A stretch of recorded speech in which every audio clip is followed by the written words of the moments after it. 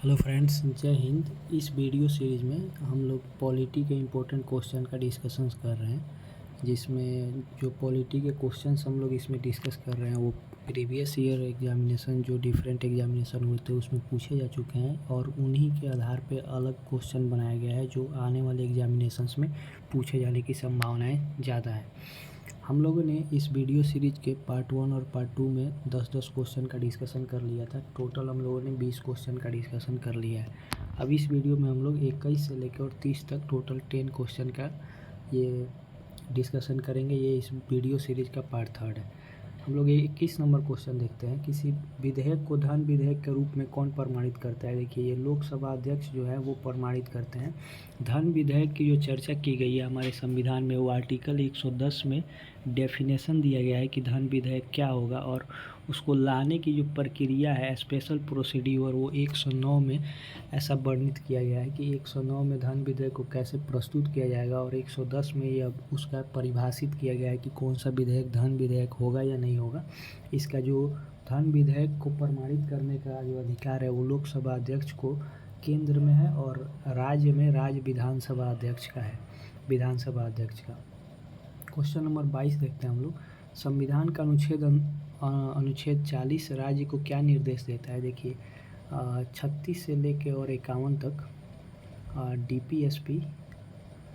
DPSP जिसको हम लोग directive principle of state policies कहते हैं, इसमें राज्य के नीति निर्देशक तत्व तो हिंदी में उसका नाम है, उसमें चर्चा किया गया है। इसमें ग्राम पंचायतों का गठन कैसे होगा उसके बारे में, और कौन करेगा, तो वो राज्य की जिम्मेवारी है। और राज्य को यह डीपीएसपी में अनुच्छेद 40 निर्देश देता है कि एक कल्याणकारी राज्य का निर्माण करने के लिए आप अपने राज्य में पंचायतों का गठन करिए।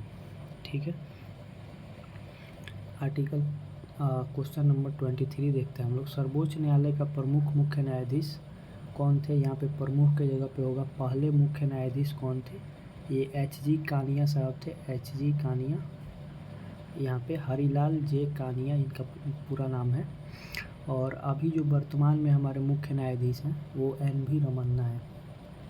एन.वी. रमन्ना, नथुपुला वेंकट रमन्ना ऐसा कुछ करके नाम है, पूरा नाम याद नहीं है, ऐसे एन.वी. रमन्ना ही इनको कहा जाता है।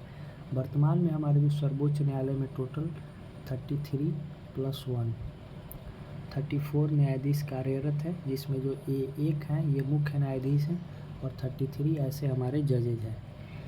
ठीक है। तो पहले जो जज थे, पहले मुख्य न्यायाधीश थे हमारे सुप्रीम कोर्ट ऑफ इंडिया के, उसके जो अध्यक्ष थे, उसके प्रथम मुख्य न्यायाधीश जो थे वो एच.जी. कानिया साहब थे। हम लोग को याद रखना है। इस तरह से हम लोग क्वेश्चंस का डिस्कशन करेंगे, और उसके साथ साथ जो उससे रिलेटेड अदर फैक्ट्स हैं जिसमें करीब 3, 4, 5 क्वेश्चन तक कवर हो जाएगा, उस तरह से हम लोग इस वीडियो सीरीज़ को आगे बढ़ाते रहेंगे। चलिए, 24 नंबर क्वेश्चन हम लोग देखते हैं।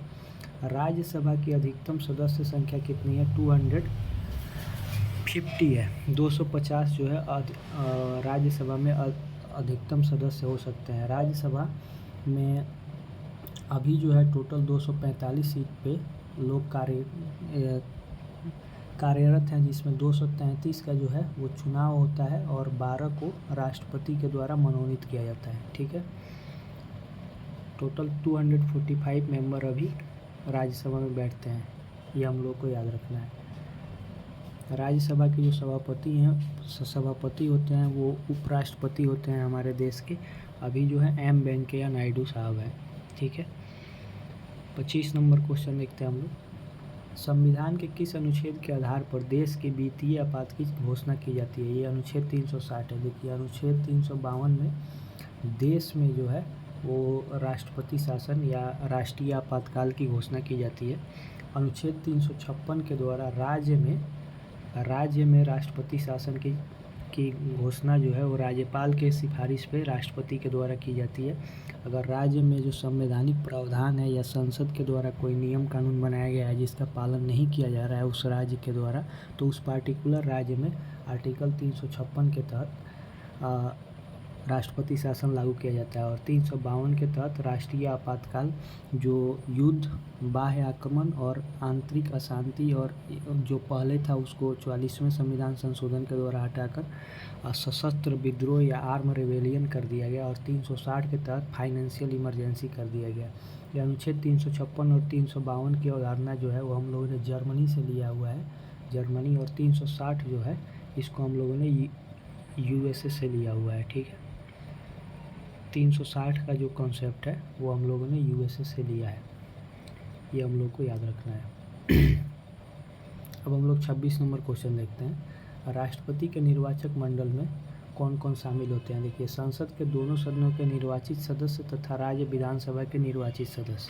इसमें एक चीज़ ध्यान रखना है, क्वेश्चन में जब मल्टीपल चॉइस क्वेश्चन होता है जिसमें अगर स्टेटमेंट दिया हुआ है और उसके बाद ऑप्शन का कोडिंग दिया हुआ है तो उसमें लिखा रहता है कि लोकसभा के निर्वाचित सदस्य प्लस या डायरेक्ट अगर लिखा जाता है कि लोकसभा के सदस्य तो वो आंसर गलत होगा, क्योंकि देखिए इसमें सिर्फ निर्वाचित सदस्य जो है वही भाग लेते हैं राष्ट्रपति के चुनाव में, जो मनोनीत किया जाता है सदस्यों को।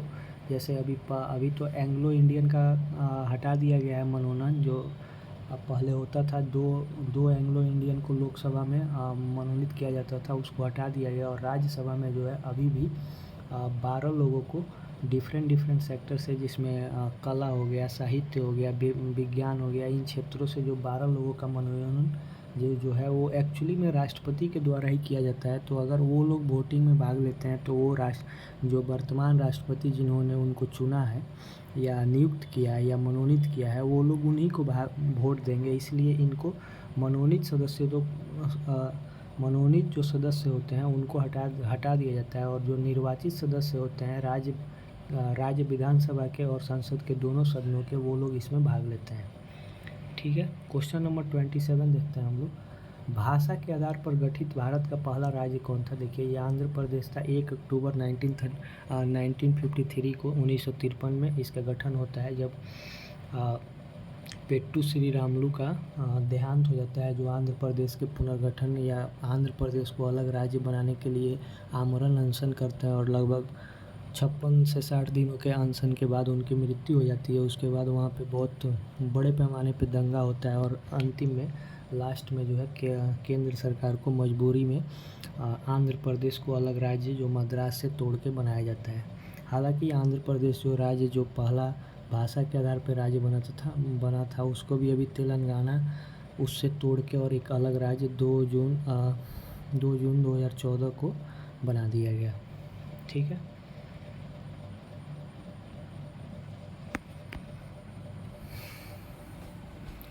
अगला क्वेश्चन है 28 नंबर। विधानसभा के वर्ष में कम से कम कितने अधिवेशन होने अनिवार्य हैं। देखिए, इसका जो आंसर होगा वो 2 होगा। जो मिनिमम जो अधिवेशन का गैप होना चाहिए वो 6 महीने का गैप होना चाहिए। तो इस तरह से जो एक वर्ष में है वो 2 अधिवेशन कम से कम विधानसभा का हो जाना चाहिए। 29 नंबर क्वेश्चन है 73वां संविधान संशोधन किससे संबंधित है। ये पंचायती राज्य को संवैधानिक मान्यता दिया गया था। और 74वें जो संविधान संशोधन है उसके तहत नगरपालिका या म्यूनसिपालिटीज़ को कानूनी मान्यता दिया गया था। इसकी चर्चा इसका जो प्रावधान है वो 73वें संविधान संशोधन के द्वारा किया गया। जो पंचायतों का सबसे पहले जो गठन हुआ था वो 1948 में सबसे पहले सामुदायिक विकास कार्यक्रम पंडित जवाहरलाल नेहरू जी के द्वारा चलाया गया।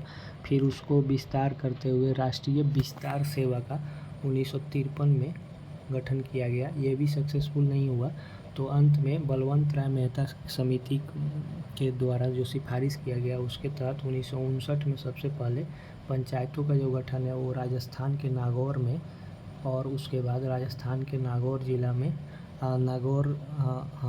नागौर ज़िला में, और उसके बाद आंध्र प्रदेश में इसका इम्प्लीमेंटेशन किया गया। और इसके बाद इसको कानूनी मान्यता जो है वो 73वें संविधान संशोधन के द्वारा मिला। हालांकि 64वें संविधान संशोधन विधेयक जो था, बिल था, उसके द्वारा भी इसको संवैधानिक मान्यता देने का दर्जा देने का प्रयास किया गया था, लेकिन वो बिल जो है वो पास नहीं हो सका, इसलिए वो संविधान संशोधन नहीं कहलाया। और 73वें संविधान संशोधन के द्वारा फाइनली इसको संवैधानिक मान्यता मिलता है। अगला आज का लास्ट क्वेश्चन हम लोग का होगा, लोकसभा और राज्यसभा के दोनों अधिवेशनों के बीच अधिकतम समय अंतर कितना होना चाहिए? 6 माह ही होना चाहिए। जो अभी हम लोगों ने 28 नंबर क्वेश्चन जो देखा था कि जिसमें जो गैप है वो मतलब 6 महीना का होना चाहिए, और कम से कम 2 अधिवेशन जो है वो विधानसभा या राज्यसभा और लोकसभा या कोई भी मतलब सदन चल रहा है विधान परिषद, उसमें मैक्सिमम गैप जो है वो 6 महीना का ही होना चाहिए, उससे ज़्यादा गैप नहीं होना चाहिए। तो एक वर्ष में कम से कम 2 अधिवेशन होना चाहिए, और जो गैप है अंतर जो है वो मैक्सिमम 6 महीना का होना चाहिए।